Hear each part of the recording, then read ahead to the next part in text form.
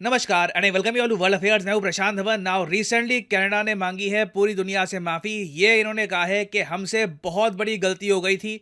हमने एक हिटलर के ज़माने के नाज़ी को अपने पार्लियामेंट में बुलाया और उसके लिए तालियां बजवाई। तो इसके लिए यहाँ पे आप देख पाओगे कनाडा के पीएम ने खुद ऑन रिकॉर्ड माफ़ी मांगी है for the recognition of Nazi unit war veteran in Canadian parliament. और अगेन इस वीडियो में हम जानेंगे कि हाल ही में हुआ क्या है, किस तरीके से जस्टिन ट्रूडो को इन्हीं के पार्लियामेंट में जो इनका ऑपोजिशन लीडर है उन्होंने घेरा, उनको ये कहा कि प्राइम मिनिस्टर को पूरी दुनिया से माफ़ी मांगनी होगी, नहीं तो कल को दुनिया के बाकी पार्लियामेंट्स में भी ये होना स्टार्ट हो गया तो इसकी जिम्मेदारी कौन उठाएगा। तो डिस्कस करते हैं सारे टॉपिक को। बहुत कुछ यहाँ पे आपको जानने को मिलेगा, मगर आगे बढ़ने से पहले आपसे एक क्वेश्चन पूछूंगा। क्वेश्चन यहाँ पर यह है कि 2024 के ऑस्कर्स के लिए इंडिया की ऑफिशियल एंट्री कौन सी है for best foreign film category. ये है यहाँ पे आपकी ऑप्शंस: जेलर, जवान, 2018, एवरीवन इज अ हीरो या फिर the Kashmir files. Comment section में करिए उत्तर, सही आंसर आपको मिलेगा वीडियो के अंत में। नाउ सबसे पहले तो मैं चाहता हूं कि कनाडा में जो ऑपोजिशन पार्टी के मेन लीडर हैं इनकी आप वीडियो देखिए। यहाँ पे इस वीडियो को देखकर, छोटी सी वीडियो है, इस वीडियो को देख के आप समझ पाएंगे कि जस्टिन ट्रूडो को कितना ज़रा प्रेशर फेस करना पड़ा कनाडा में ही और किस लेवल पर इनको ह्यूमिलेट किया गया।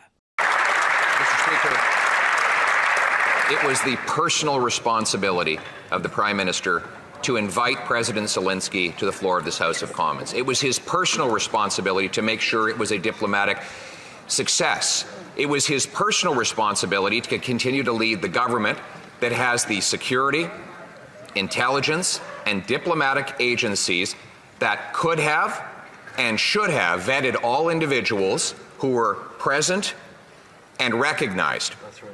Yet this Prime Minister allowed for a monumental, unprecedented, and global shame to unfold in this chamber. Will he take personal responsibility for this shame and personally apologize on behalf of himself? Right. The Right Honourable Prime Minister. Mr. Speaker, on behalf of all of us in this House, I would like to present unreserved apologies for what took place on Friday and to President Zelensky and the Ukrainian delegation for the position they were put in. For all of us who were present to have unknowingly recognized this individual was a terrible mistake and a violation of the memory of those who suffered grievously at the hands of the Nazi regime. ना बहुत ज़्यादा कम देखने को मिलता है कि एक country का प्राइम मिनिस्टर इस तरीके से फॉरेन कंट्री से माफ़ी मांगे कि माफ़ कर दीजिए, हमसे बड़ी गलती हो गई। जिस आदमी को हमने अपने पार्लियामेंट में बुलाया उसके लिए तालियां बजवाई, हमें पता ही नहीं था कि वो तो हिटलर की तरफ से लड़ा था। ये बात तो आपको क्लियर हो गई होगी कि वर्ल्ड वॉर 2 में हुआ क्या था कि जब हिटलर ने यूएसएसआर पे आक्रमण करने का सोचा अंडर बारबरोसा, सबसे पहले उसने कब्जा लिया यूक्रेन। यूक्रेन के लोगों ने हिटलर के सामने संघर्ष नहीं किया, उन्होंने बड़े आराम से सरेंडर कर दिया। उल्टा यूक्रेन के लोगों ने यह कहा कि चलिए आप और हम मिलकर, जर्मन और यूक्रेनियंस मिलकर, हालांकि उस वक्त यूक्रेन एज ए कंट्री था नहीं, ये यूएसएसआर का ही पार्ट था, मगर आज के समय आप कह लीजिए जो यूक्रेनियंस हैं उन्होंने कहा कि हम आपके साथ मिलकर, जर्मनी के साथ मिलकर मॉस्को पे आक्रमण करेंगे। फिर एक बड़ा अटैक हुआ मॉस्को पर, मगर हिटलर की सेना साथ में यूक्रेनियंस ये सब मॉस्को तक पहुंच नहीं पाए। स्टालिनग्राड में ही रास्ते में इनको हरा दिया गया। और ये हिस्ट्री का इतना एक बेसिक चैप्टर है। अगेन देखो, दुनिया इस बात को लेकर शॉक्ड है कि जब तालियां बजाई जा रही थी उस आदमी के लिए कनाडा के पार्लियामेंट में, तब एक लाइन बोली गई थी कि ये आदमी यूएसएसआर के अगेंस्ट लड़ा था वर्ल्ड वॉर 2 में। अब एक बिल्कुल बेसिक अंडरस्टैंडिंग भी अगर आपको होना वर्ल्ड वॉर 2 के बारे में, तो आपको पता होगा कि वर्ल्ड वॉर 2 के टाइम तो यूएसएसआर और यूएसए मिलकर लड़े थे हिटलर के अगेंस्ट। तो अगर एक आदमी यूएसएसआर के अगेंस्ट लड़ा हो तो मोस्ट प्रोबेबली वो नासी ही होगा। तो अगेन एक बहुत ही बड़ा ब्लंडर है। और इससे देखो हुआ क्या है, रशिया को ना बहुत कुछ मिल गया है यूक्रेन के बारे में कहने को। रशियंस आज के समय खुल के कह रहे हैं कि हम तो पहले ही बोल रहे थे कि यूक्रेन के लोग नासी विचारधारा से जुड़े हुए हैं। अब ये जो कनाडा में हुआ है उससे ये बात साबित हो जाती है। और इसलिए आपने देखा कि जस्टिन ट्रूडो ने स्पेसिफिकली जेलेंस्की से यूक्रेन से माफ़ी मांगी कि आप लोग हमारे देश में आए थे सपोर्ट के लिए, मॉरल सपोर्ट के लिए, फाइनेंशियल सपोर्ट के लिए, मगर अंत में हुआ क्या, एक बहुत ही बड़ा ब्लंडर हो गया जिसकी वजह से आपकी इमेज भी खराब हो गई है। ये जो अपॉलॉजी थी ना जस्टिन ट्रूडो की, ये बहुत मुश्किल से आई है। इनिशियली लंबे समय तक तो जस्टिन ट्रूडो ये कहते रहे कि जो भी इनसे गलती हुई है ना कनेडियन पार्लियामेंट में, ये रशियन प्रोपेगेंडा का नतीजा है। और उसके बाद कनेडियन पब्लिक, कनेडियन मिनिस्टर्स ने इनसे पूछा कि इस सब के पीछे रशिया का क्या रोल होगा। हमने ही प्रॉपर्ली चेक किया नहीं कि आदमी का बैकग्राउंड क्या था, बस उसके लिए तालियां बजा दी। तो इससे आप समझ सकते हैं कि लंबे समय तक जस्टिन ट्रूडो ने कोशिश करी थी कि इस सब की जिम्मेदारी इन पर ना आए, बट इन दी एंड इन्हें दुनिया से माफी मांगनी पड़ी। अब यहाँ पे आप पूछोगे मगर इस सब का इम्पैक्ट इंडिया पे क्या होगा। देखिए, पहली बात तो इंडिया ने ये इशू सरकारी तौर पे कहीं पर रेस किया नहीं, मगर कनाडा में, उसके अलावा वेस्टर्न मीडिया में कई जर्नलिस्ट हैं, कई थिंकर्स हैं, ये ओपनली सवाल उठा रहे हैं कि शायद कनेडियन गवर्नमेंट को, या आप कह लीजिए कनेडियन गवर्नमेंट को जो सपोर्ट कर रही हैं पॉलिटिकल पार्टीज, उनको आइडिया ही नहीं है कि इनके आसपास कौन से लोग हैं। फॉर एग्जांपल, ये जो फोटो है ये हाल ही में काफ़ी पॉपुलर हो गई थी। यहाँ पे आप देख पाओगे जो आदमी है जो आइसक्रीम खिला रहा है जगमीत सिंह को। जगमीत सिंह के बारे में अब तक आपको पता लग गया होगा, इसी के सपोर्ट की वजह से जस्टिन ट्रूडो की सरकार चल रही है। अगर ये सपोर्ट वापस ले ले, आज के आज कनाडा में सरकार गिर जाएगी। तो ये जो यहाँ पे आइसक्रीम खा रहा है ना जगमीत, ये खा रहा है परवकार सिंह दुलाई के हाथ से।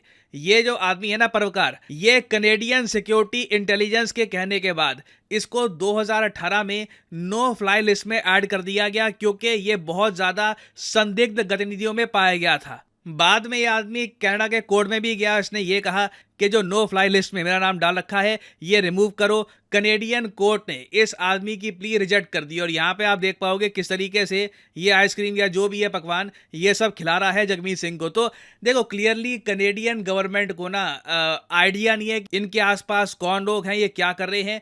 इंडिया को भी कहीं ना कहीं मेरे हिसाब से जो ये नासी वाला इशू है ये रेस करना चाहिए था। कई कंट्रीज ऑलरेडी रेस कर चुकी हैं इस इशू को, पोलैंड, रशिया। बट इस टॉपिक की जो टाइमिंग है ना ये बहुत ही इंपॉर्टेंट है। इससे एक बात साफ हो चुकी है कि कनेडियन गवर्नमेंट जो है, करंट कनेडियन गवर्नमेंट, इनसे फॉरेन पॉलिसी नहीं संभल रही और ये लोग कनाडा की जो रेपुटेशन है इंटरनेशनली, इसको बहुत ज़्यादा डैमेज कर रहे हैं। और वैसे आप अगर सोच रहे हैं कि ये सारा जो इशू है ये अब बंद हो गया at least for the time being, तो नहीं, अभी भी कई देश हैं। फॉर एग्जांपल पोलैंड, यहाँ पे आप अगर देख पाएंगे आपको दिख जाएगा पोलैंड एक बड़ा विक्टिम था नासी जर्मनी के अग्रेशन का।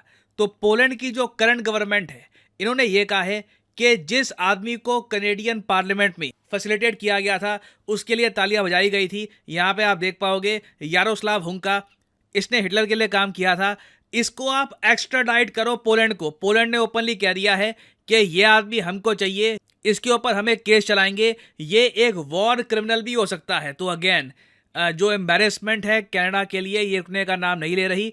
देखना होगा पोलैंड इन द फ्यूचर आगे क्या करता है। बट ईदर वे ये आप कह सकते हैं एक गार्गेंचुअन लेवल का ब्लंडर है by the Canadian government. Now finally वापस आते हैं हम लोग अपने क्वेश्चन की तरफ कि which film has been named as India's official entry for Oscar 2024। तो ये है यहाँ पे आपकी ऑप्शन, जेलर, जवान, 2018, एवरीवन इज अ हीरो, या फिर द कश्मीर फाइल्स। तो सही उत्तर यहाँ पे आपको मिलेगा, सही उत्तर यहाँ पे है option C, 2018 everyone is a hero. Movie का नाम 2018 है मगर इसको बनाया गया था 2023 में।